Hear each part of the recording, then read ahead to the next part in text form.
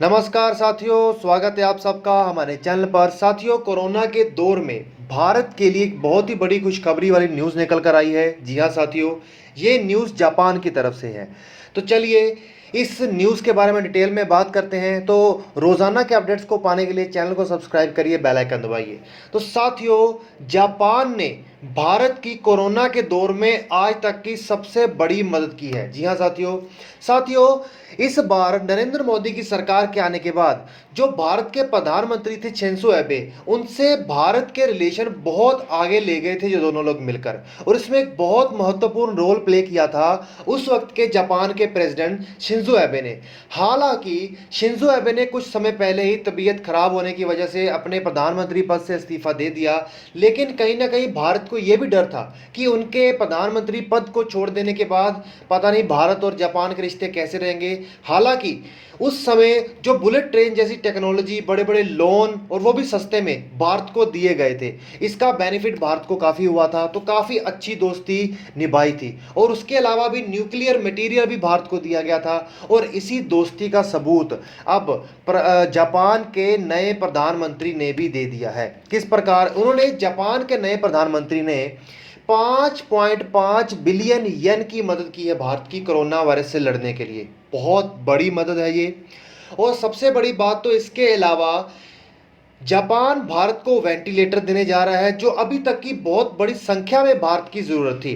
300 respirator, और उसके अलावा 300 ऑक्सीजन कंसंट्रेटर, और उसके अलावा भी N95 मास्क और बहुत सारे मेडिकल इक्विपमेंट्स को देने जा रहा है। ठीक है साथियों, और इसके अलावा भी जापान ने खुले दिल से ये बात कही है कि हमें अच्छे से जानते हैं कि भारत की अर्थव्यवस्था और भारत के लोग इस वक्त बहुत बड़े संकट में हैं, क्योंकि ये दौर सिर्फ भारत में ही बड़े पर चल रहा है।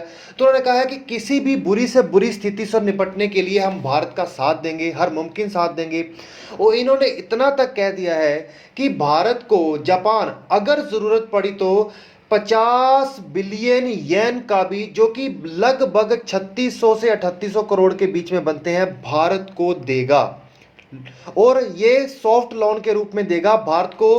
कोई जल्दबाजी नहीं होगी इसको चुकाने में, ताकि भारत की अर्थव्यवस्था भी ना चरमराए। और उससे भी बड़ी बात उन्होंने ये कही है कि भारत की मदद करने के लिए अगर हमें अपनी खुद की कंपनियों को जापान से भारत शिफ्ट करना पड़ा, हम ये भी करेंगे और हर मुमकिन मदद करेंगे भारत की कोरोना वायरस से लड़ने के लिए। और उन्होंने ये भी कहा है कि ये जो सप्लाईज है, ये जो मदद है, ये रुकेगी नहीं। अगर इन केस भारत में कोरोना वायरस की स्थिति अगर खराब ना हो, अगर इन केस कुछ ऐसा होता है, तो हम भारत की मेडिकल इक्विपमेंट्स के तौर पे और ज़्यादा मदद करेंगे। तो मतलब कि जो शुरुआत जापान और भारत की दोस्ती की शिंजो एबे और नरेंद्र मोदी ने की थी, आज वो एक नेक्स्ट लेवल पर पहुंच चुकी है।